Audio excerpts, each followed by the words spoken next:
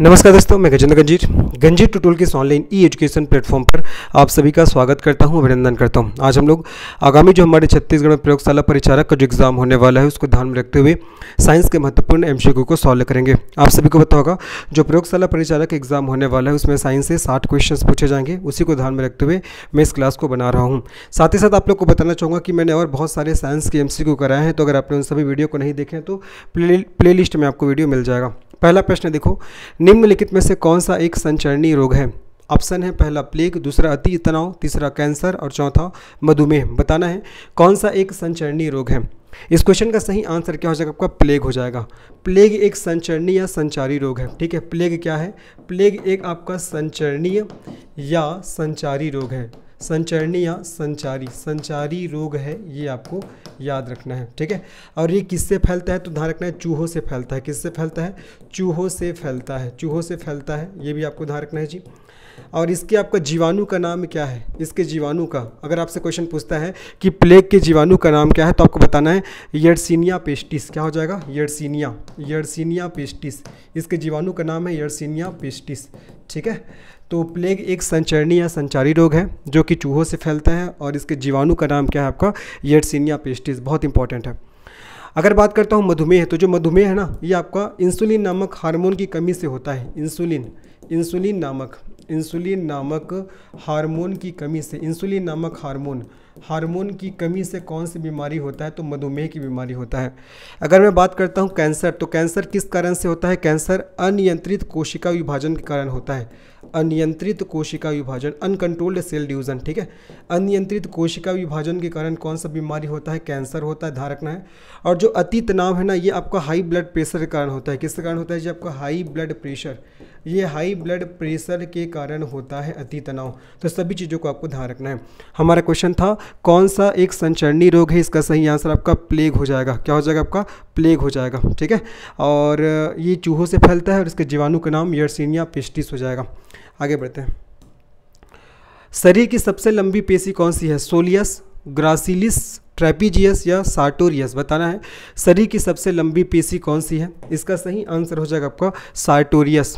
क्या हो जाएगा सही आंसर? सार्टोरियस। ये जो आपका सार्टोरियस है, ये सबसे लंबी पेशी है जो कूल्हे को झुकाने, जोड़ने और घुमाने में मदद करता है। ठीक है, जो कूल्हे को आपका झुकाने, जोड़ने एवं घुमाने में मदद करता है। घुमाने में क्या करता है जी? आपका मदद करता है। ठीक है, तो क्वेश्चन हमारा शरीर की सबसे लंबी पेशी कौन सी है? इसका सही आंसर आपका सार्टोरियस हो जाएगा। आगे बढ़ते हैं।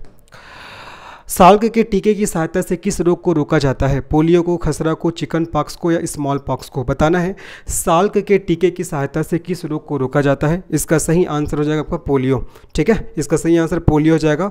जोनास साल्क ने निष्क्रिय पोलियो वैक्सीन का आविष्कार किया था, जिसे साल्क के वैक्सीन के नाम से भी जाना जाता है। ठीक है, तो साल्क के टीके की सहायता से किस रोग को रोका जाता है? इसका सही आंसर आपका पोलियो हो जाएगा। और पोलियो वायरस के कारण होता है, अर्थात ये वायरस से होने वाली बीमारी है।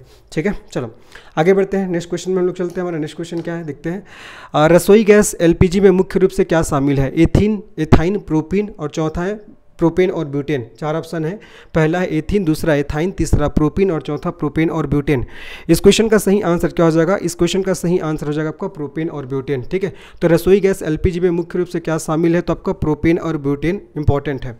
ठीक है, आपका एलपीजी में मुख्य रूप से प्रोपेन और ब्यूटेन शामिल है। ठीक है, और एथिल मरकैप्टन का उपयोग रसोई गैस के रिसाव की पता लगाने के लिए होता है। एथिल मरकैप्टन, ये क्वेश्चन आता है।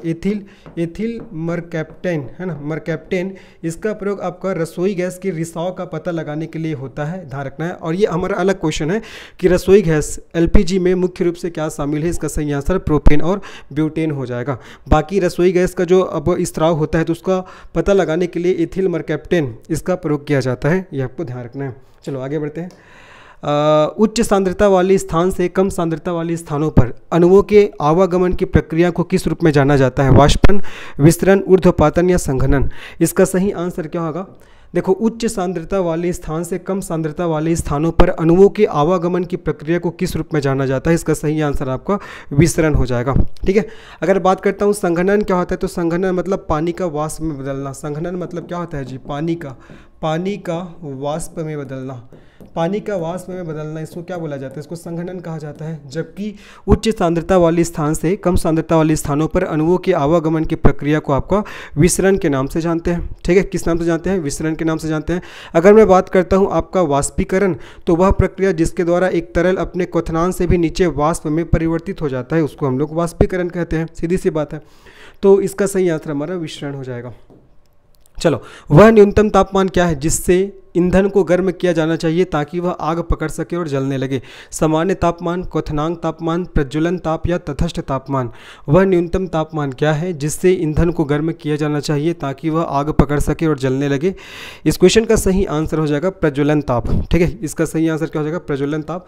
तो प्रज्वलन ताप वह न्यूनतम तापमान है जिससे ईंधन को गर्म किया जाता है ना, ताकि वह आग पकड़ लेता है। ठीक है, इसका सही आंसर हमारा क्या है? प्रज्वलन ताप। तो वह न्यूनतम तापमान क्या है जिससे ईंधन को गर्म किया जाना चाहिए?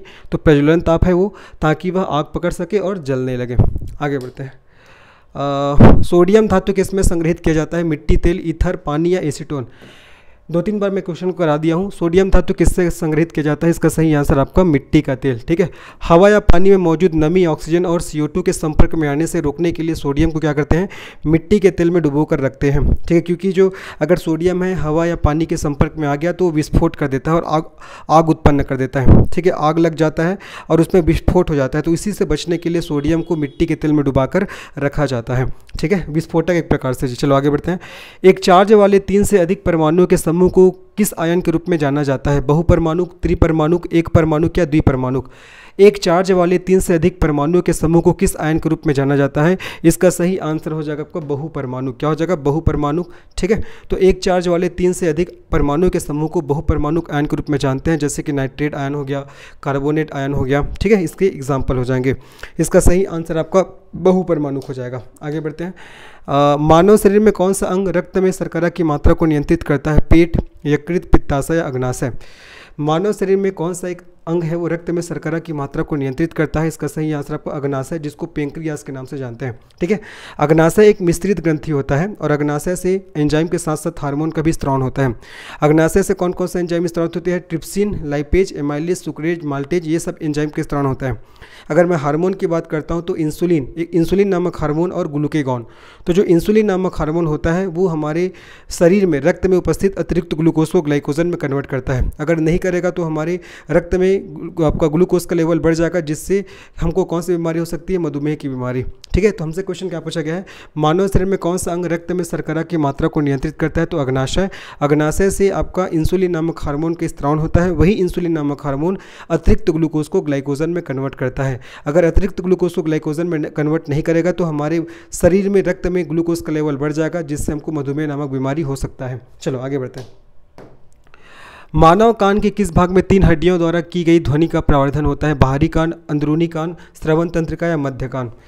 मानव कान के किस भाग में 3 हड्डियों द्वारा दी गई ध्वनि का प्रवर्धन होता है? इसका सही आंसर आपका मध्य कान हो जाएगा। ठीक है, मध्य कान में 3 हड्डी पाया जाता है। ठीक है, जो मध्य कान होता है, मध्य कान, इसमें 3 हड्डी पाया जाता है। और 3 हड्डी कौन कौन से आपको याद रखना है?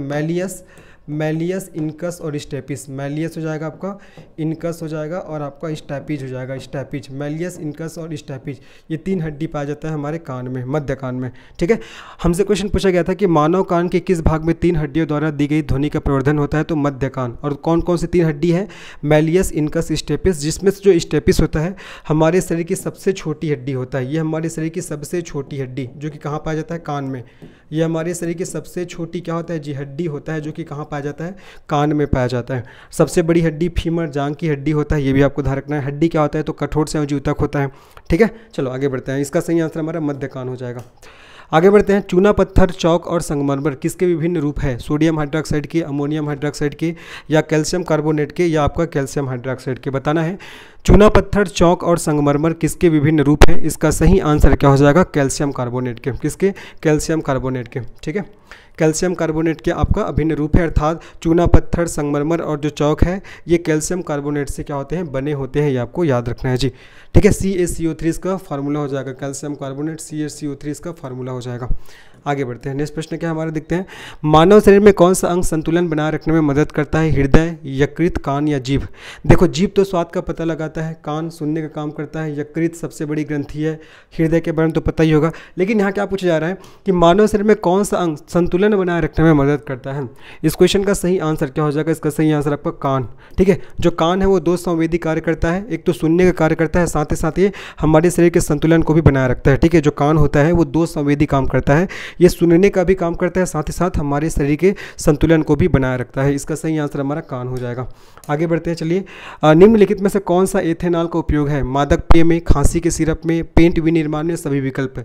जो एथेनॉल, जिसको आपको एथिल एल्कोहल के नाम से जानते हैं, जिसका फार्मूला होता है C2H5OH। ठीक है, इसे एथिल एल्कोहल के नाम से भी जानते हैं। तो आपका जो एथेनॉल है इसका उपयोग कहाँ होता है, मादक पेय में होता है, बिल्कुल सही है।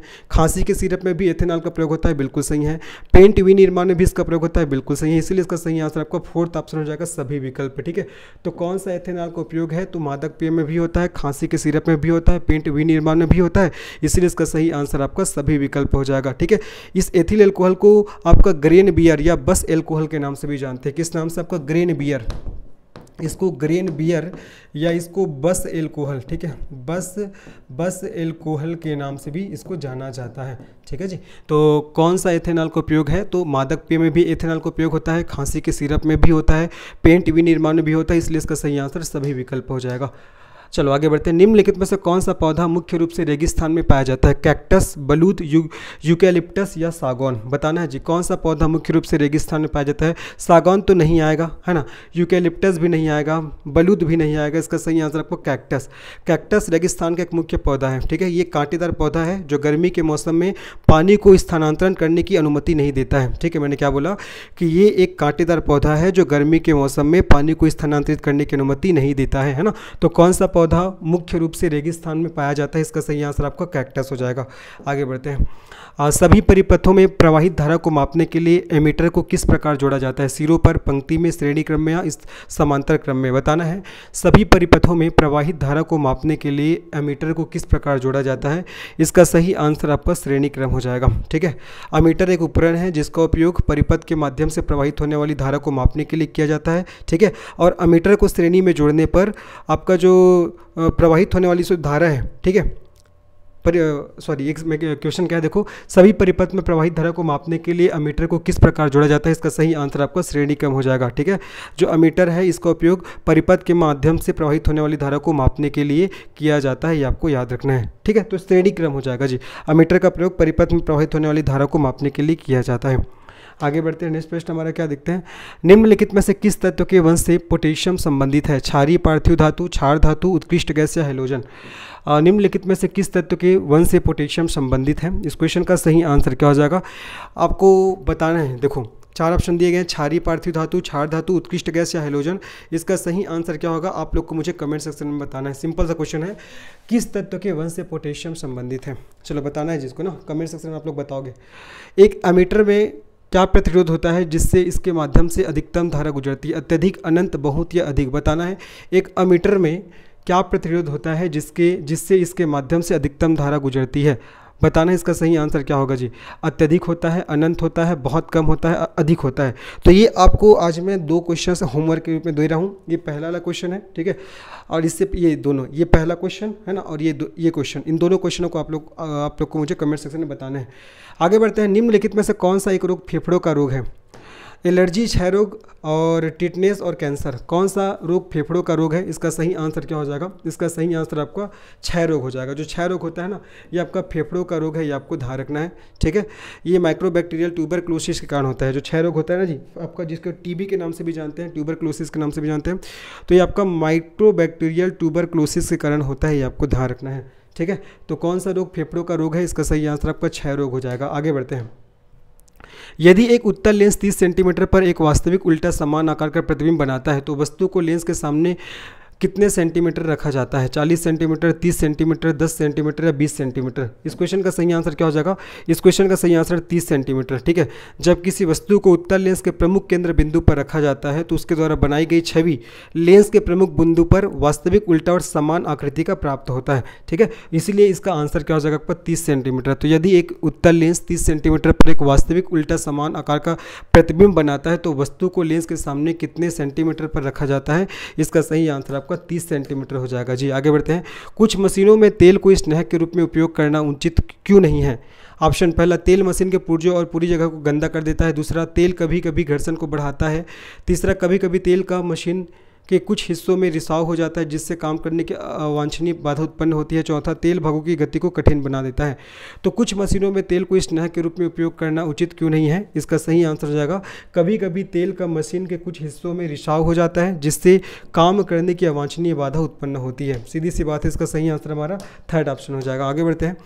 सार्वभौमिक संकेतकों में लाल रंग किस पीएच मान को दर्शाता है? 0 से 3, 12 से 14, 4 से 7 या 8 से 11। सार्वभौमिक संकेतकों में लाल रंग किस पीएच मान को बताता है? इसका सही आंसर हो जाएगा 0 से 3। ठीक है, 0 से 3 जी।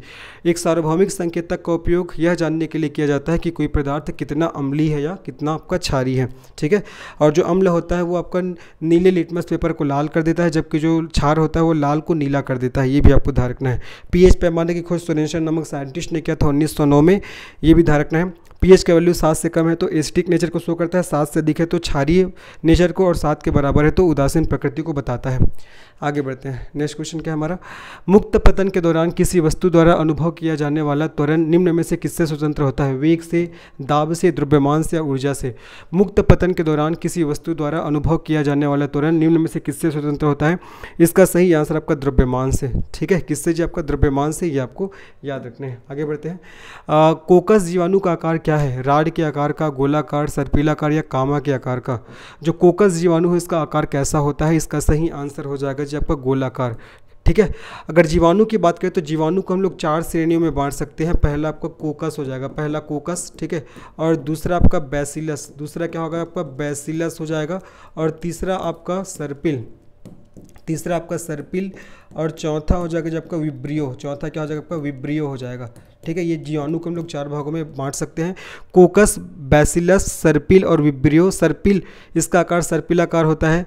विब्रियो का आकार अल्प विराम के आकार का होता है। ये आपका अल्प विराम, ये अल्प विराम के आकार का होता है। ठीक है, और अगर कोकस की बात करें तो कोकस जीवाणु का आकार आपका गोलाकार होता है। ये आपको ध्यान रखना है। ठीक है, गोलाकार। और बैसिलस का दंड के आकार का होता है, दंड के आकार का। जो बैसिलस जो जीवाणु है ये दंड के आकार का होता है। सर्पिल तो सीधा नाम समझ में आ रहा है, सर्पिलाकार होगा। तो कोकस जीवाणु का आकार क्या है? इसका सही आंसर आपका गोलाकार हो जाएगा। ठीक है, आगे बढ़ते हैं। कौन सा पोषक तत्व टूटने पर अधिकतम ऊर्जा प्रदान करता है? कार्बोहाइड्रेट, वसा, रेशा या प्रोटीन? बताना है कौन सा पोषक तत्व टूटने पर अधिकतम ऊर्जा प्रदान करता है। इसका सही आंसर आपका वसा हो जाएगा। ठीक है, वसा है वो ऊर्जा का सबसे धीमा स्रोत है लेकिन भोजन का सबसे अधिक ऊर्जा कुशल रूप है ना। तो ये आपका टूटने पर अधिकतम ऊर्जा प्रदान करता है। आगे बढ़ते हैं। वसा के बाद जब किसी अपघटन अभिक्रिया को गर्म करके किया जाता है तब उससे क्या कहा जाता है? जब किसी अपघटन अभिक्रिया को गर्म करके किया जाता है तब उसे क्या कहा जाता है? थर्मल अपघटन, गैर इलेक्ट्रोलाइटिक अपघटन प्रतिक्रिया, फोटो अपघटन प्रतिक्रिया या इलेक्ट्रोलाइटिक अपघटन प्रतिक्रिया। तो जब किसी अपघटन अभिक्रिया को गर्म करके किया जाता है तब उसे क्या कहा जाता है? इसका सही आंसर क्या हो जाएगा आपका? थर्मल अपघटन। क्या कहते हैं जी इसको? आपका थर्मल अपघटन। नाम समझ में आ रहा है जी। अपघटन अभिक्रिया को गर्म करोगे तो उसे क्या बोला जाएगा? थर्मल अपघटन कहा जाएगा। जब किसी अपघटन प्रतिक्रिया को गर्म किया जाता है तब उसे थर्मल अपघटन कहा जाता है। क्या कहा जाता है आपका? थर्मल अपघटन कहा जाता है। सीधी सी बात है। ठीक है, आगे बढ़ते हैं। नेक्स्ट प्रश्न क्या हमारा? यदि पृथ्वी पर, ये क्वेश्चन थोड़ा सा मिस्टेक है, आगे बढ़ते हैं। गोलाकार दर्पण के ध्रुव P से प्रमुख किरण केंद्र F की दूरी कितनी है? प्रतिबिंब दूरी V, फोकस दूरी F, वस्तु दूरी U, आभासी दूरी? बताना है। गोलाकार दर्पण के ध्रुव P से प्रमुख किरण केंद्र F की दूरी कितनी है? इसका सही आंसर क्या हो जाएगा? फोकस दूरी। क्या हो जाएगा जब आपका? फोकस दूरी। ठीक है, तो गोलाकार दर्पण के ध्रुव P से प्रमुख किरण केंद्र F की दूरी को फोकल लेंथ या फोकल लंबाई कहा जाता है। ये आपको अच्छे से याद रखना है। इसका सही आंसर हमारा सेकंड ऑप्शन हो जाएगा।